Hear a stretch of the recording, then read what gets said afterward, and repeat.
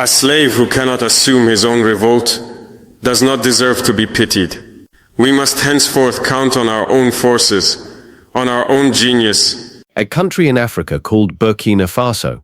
For a long time, this country had a very big problem. It wasn't a war with guns and soldiers. It was a war against hunger. The leader of the country, a man named Captain Ibrahim Traoré, saw this problem and decided to fight it in a new way. He said that the biggest weakness of Burkina Faso was not its army, but its land. The land was good, but there was not enough water. Rain did not fall regularly. Without water, you cannot grow food. When a country cannot grow its own food, it has to ask other countries for help. It has to buy food from them or ask for food donations. This is a big problem. When you need to ask others for food, you are not truly free. The countries that give you food can also tell you what to do. They have power over you. Captain Traoré understood this very well. He said that a nation that can't feed itself is on a leash, like a dog. It doesn't matter if your country has laws that say it is free. If you are hungry and need someone else to give you food, you are not really in control of your own life. So he decided to change this. He realized that the most powerful weapon for his country was not a gun, but water. If you can control water, you can grow food. And if you can grow your own food, you can control your own future. You can be truly independent. This idea was very different from what past leaders had done. For many years, leaders in Burkina Faso and other African countries had been told to follow the advice of powerful Western countries and organizations. They were told to take out big loans and hire foreign companies to build things. But often, this did not solve the real problems. The projects were too expensive, took too long, and did not help the poorest people. Captain Traoré saw that the true path to freedom was not in big meeting rooms in other countries. The path to freedom was in the fields of Burkina Faso. It was about digging channels to bring water to the dry land. This is called irrigation. Why start now? Captain Traoré chose to start this fight for a very important reason. The weather in his part of Africa, called the Sahel, was getting worse. There were more and more droughts. A drought is a long time with no rain. Every year, Burkina Faso was getting closer to a major food crisis called a famine. The old way to deal with this was to ask for help from other countries, but Captain Traoré wanted to break this cycle. He did not want his people to have to beg for food aid anymore. He decided to act, not just react. He knew that the longer he waited, the more his country would depend on others. The more dependent his country was, the more power other countries would have over it. This was a surprise to the rest of the world. They were used to African leaders asking for money and help. They were not used to a leader who said, "We will do this ourselves." By focusing on water, Captain Traoré was not just starting a farming project. He was starting a resistance movement. It was a strategy to make sure Burkina Faso would never again have to kneel and ask for grain. He wanted to dismantle a system where other countries and big companies actually made money from the hunger of his people. Why is water so important? Because water is an equalizer. Water doesn't care if your country is rich or poor. It doesn't care about your country's politics. If you can build a system to capture water and direct it to your fields, you can change everything. You can turn a dry desert into a green farm. You can turn a poor village into a place with jobs and opportunities. But water cannot move by itself. It needs a path. It needs a channel to carry it across the land. This is where the next part of the story begins. Captain Traoré didn't just want to have water. He wanted to control it, multiply its effect, and use it as a tool to help his people. A place of hope. The Balmer Plains. So, the government started a big project. They repaired and improved a dam called the Traoré Dam. A dam is a big wall that holds back river water to create a large lake or reservoir. Now they had a lot of stored water. The question was, where should this water go? Where should they build the first big irrigation canal? Captain Traoré made a very specific choice. He chose a place called the Balmer Plains. The Balmer Plains was a place that was both a treasure and a curse. The soil there was very rich and good for farming, but it was also a place that suffered from terrible droughts. There was almost never enough water. Past governments had promised to help the people of Balmer, but they never did. The place was forgotten. It became a symbol of broken promises and lost potential. It represented what Burkina Faso could be, if only it could get the water it needed. So when the dam was ready and the water was there, Captain Traoré sent the first flow of water toward Balmer. He did not choose Balmer because it was easy. He chose it because it was hard. He chose it because it was meaningful. He wanted to send a message. If he could make this dry, forgotten land green and productive, it would prove that anything was possible. It would show that even the most hopeless parts of the country could be brought back to life with vision and hard work. It was a way to resurrect the spirit of the nation. This was an act of defiance. This is how the Balmer Canal was born. It was not just a dream, it was a real project, being carved into the earth. The canal is very long. The plan is to make it the longest irrigation canal in all of Africa. It will stretch across the land and bring water to thousands of acres of fields. The plan is to grow rice on 1,260 hectares, that's about 3,100 acres, and vegetables on 70 hectares, about 173 acres, and vegetables on 70 hectares, about 173 acres. And this is just the beginning. They are already planning to add more than 200 more hectares of farmland, built by our own hands. What makes this canal project so special is not just the water, it is how it is being built. Usually, for a big project like this in Africa, the government would hire a big company from another country like from Europe, China, or America. These companies would bring their own engineers and managers, they would use their own machines, they would make a lot of money from the project. Captain Traore said no to this. He declared that the Balmer Canal would be built by the people of Burkina Faso, for the people of Burkina Faso. This is a revolutionary idea. It means the engineers are from Burkina Faso, the workers are from Burkina Faso, the sweat and hard work are local, the feeling of urgency is local, the pride is local. President Traore didn't just announce the project and hope it would get done someday. He put it on a timer. He gave a deadline, 8 months. This was a very, very fast timeline. Most projects funded by foreign aid can take 5, 10, or even more years to complete. They get stuck in paperwork, meetings, and delays. But Traoré knew that hungry people cannot wait. A country fighting for its freedom cannot wait. To meet this deadline, the project has been organized like a military operation. It is a controlled storm of activity. The work starts before the sun comes up. The cement mixers are always running. Workers stay late into the night, working under bright floodlights. Every part of the project is managed carefully to avoid delays. If there is a delay, it is treated like a failure for the whole nation. This is not just a construction project. It is an emergency mission to build independence. Think about what this means for the people. For the farmers in the Balmer region, this is more than just a canal. It is a story of hope and redemption. Many of these farmers had watched their parents and grandparents give up on this land. The rain stopped coming, and they could no longer grow enough to live. They had to leave their homes and move to the cities to find work. It was a sad story. Now with the canal bringing water, these same families are coming back. They are not coming back to ask for help. They are coming back to reclaim the land that was always theirs.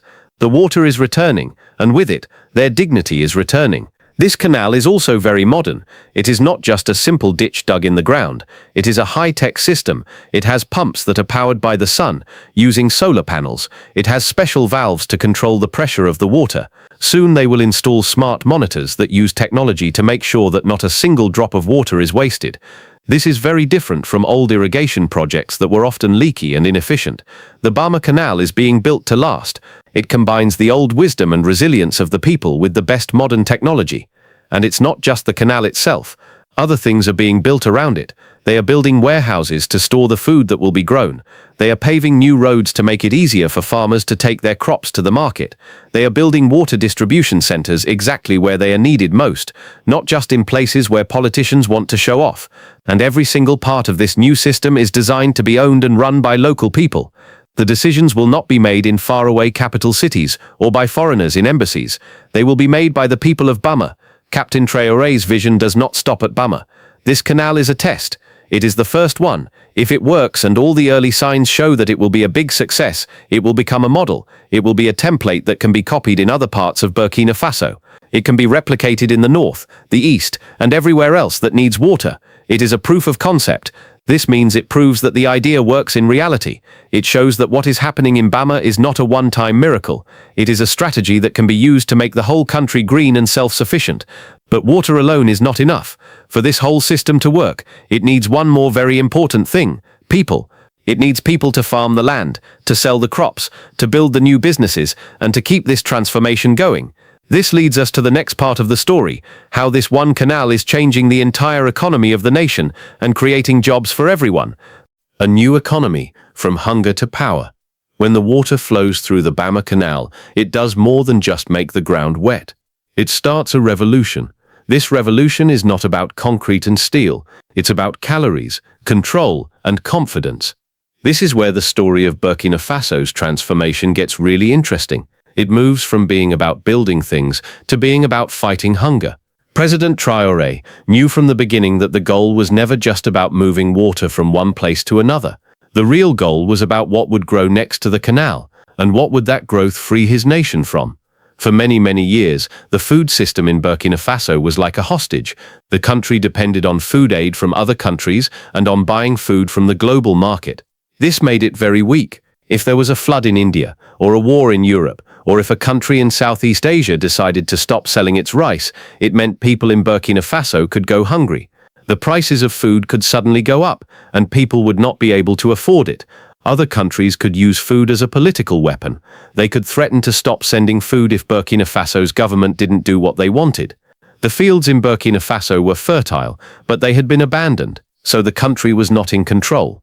Now with the water from the Balmer Canal, those fields are coming back to life, and with the fields, power is coming back to Burkina Faso. The government estimates that the canal will help the country produce an extra 50,000 tons of food every year. This is a huge amount for a country that used to rely on imported rice, wheat, and vegetables just to survive. These are not just hopeful guesses.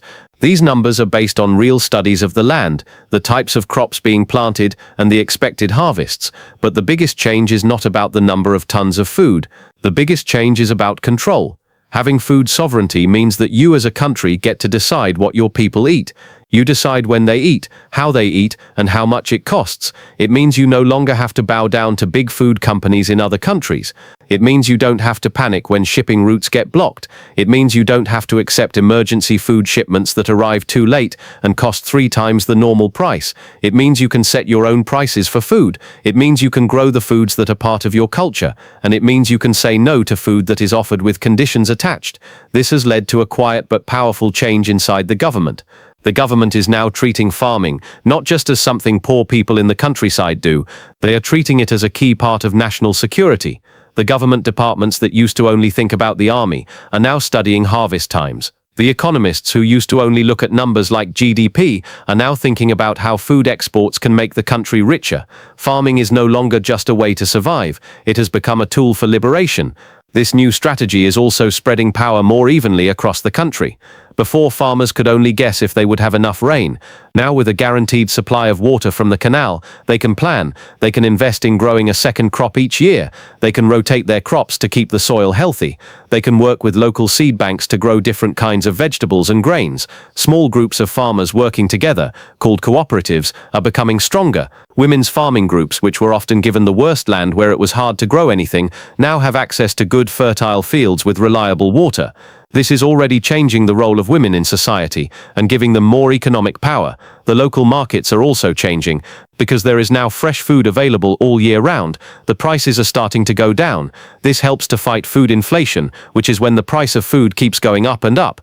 Every time someone buys a kilogram of rice that was grown in Burkina Faso, the country takes one small step away from dependency. As the prices of food become more stable, families have more money left over. They can spend this money on other important things, like sending their children to school, paying for healthcare, or starting small businesses. This creates a positive ripple effect that spreads far beyond the farms.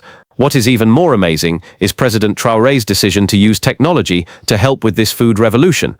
The fields along the Balmer Canal are now being used as test sites for new technologies. They are using artificial intelligence, AI, to help manage the irrigation.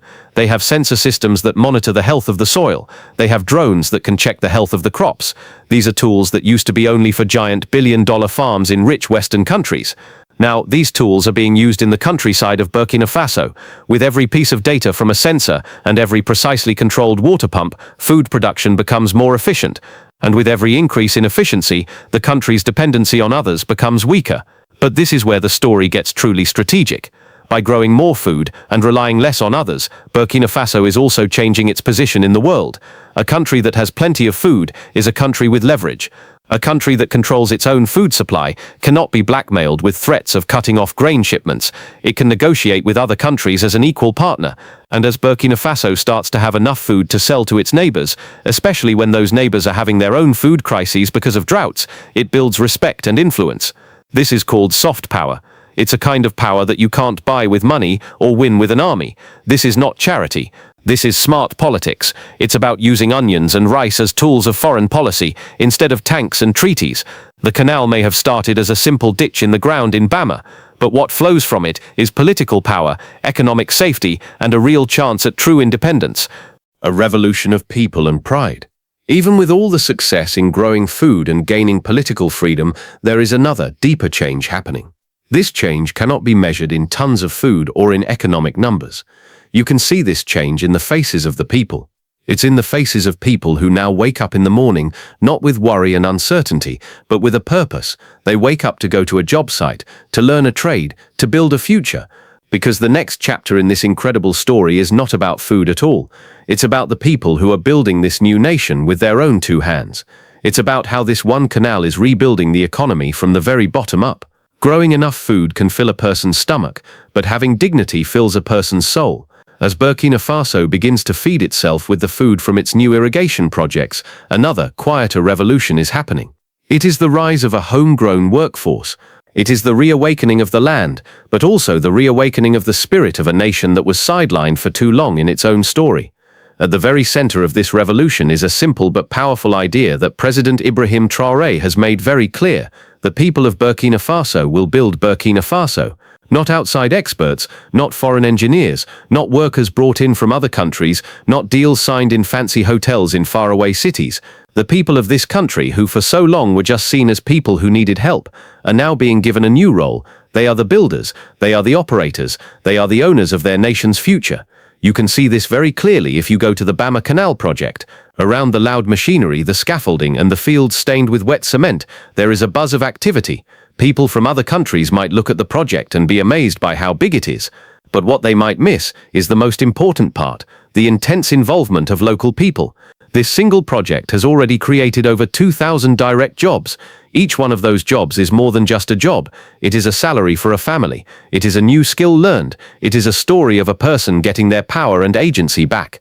From the welders who are shaping the metal gates that will control the flow of water, to the civil engineers who are calculating the perfect slope for the canal walls, from the masons who are carefully stacking stones to build the embankments, to the technicians who are installing the solar-powered pumps, every single task is being done by the hands of the people of Burkina Faso. This is not just a construction site, it is a school, it is an incubator, a place where a new national workforce is being born and trained.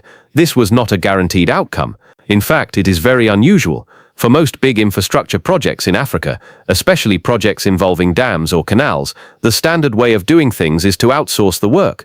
The government hires a big foreign company to do everything, or they create a partnership with a foreign aid organization. In those cases, local people are usually only hired for the simple, low-paying jobs. The important skills, the engineering knowledge, and the profits all go back to the foreign country. President Traoré completely rejected this model. He shredded that old playbook. Instead, his government worked to create a local supply chain from the very beginning. This means they are buying the materials like cement and steel from suppliers within the region. The tools and machinery are being made or repaired inside the country. Even the transportation and logistics, which are often controlled by big international companies, have been given to companies from Burkina Faso. By doing this, the money being spent on the canal does not leave the country. It flows back into the local economy. It helps steel workshops, cement factories, and transportation companies. It helps small farming cooperatives and local banks. So yes, it is a canal. But it is also like the circulatory system of the human body. It is a system that pumps work, income, and life throughout the entire nation. Beyond all the numbers and economics, there is something that is harder to measure, but is much more powerful: pride. If you talk to a 23-year-old welder working on the Balmer site, he won't talk to you about GDP numbers or hydrology models. He will tell you his personal story. He might tell you how he used to have to go to the capital city and beg for small jobs. He might tell you how his family lost everything they had during the years of drought. Now he is earning enough money to send some back to his family in his home village. He is not just earning a salary, he is rebuilding trust in his own country. He has become, in the realist sense of the word, a nation builder. For many of the people working on this project, this is the first time they have ever seen their government invest money in a way that helps them directly. It is the first time they have seen a project happen without a middleman, without endless bureaucracy, and without the money being stolen by corrupt officials. And that is incredibly important, because when a government delivers on its promises, when it gives people paychecks instead of just charity, it earns something much more valuable than good poll numbers. It earns the loyalty of its people. This loyalty is not a blind loyalty, however, it is based on results, and President Traoré knows this. That is why the 8-month deadline for completing the canal was not just a political slogan. It was a statement of his belief in the skill, discipline and power of his own people. It was a test. And so far, the workforce of Burkina Faso is passing that test with flying colors. Even the way people are being trained is changing. New vocational schools have opened up near the canal site. They offer quick courses in skills that are needed right now: how to maintain a canal, how to use solar irrigation technology, how to understand water hydraulics, and how to manage the business side of agriculture. These are not just temporary construction jobs, these are long-term career paths. They are turning a generation of young people who had no work into professional technicians and farm entrepreneurs. As more and more of these jobs are created, another important trend is changing. For years, young people have been leaving the rural villages to move to the big, overcrowded cities, or they have been taking dangerous journeys to cross borders into other countries, looking for any kind of opportunity. Now, they are staying. They are not staying because they have no other choice. They are staying because they see a future for themselves growing right there, in their own land. They see a future that they are not just passively watching. It is a future they are actively building with their own hands. This is the ultimate revolution, a people empowered, a land reborn, and a nation finally, truly, standing on its own feet.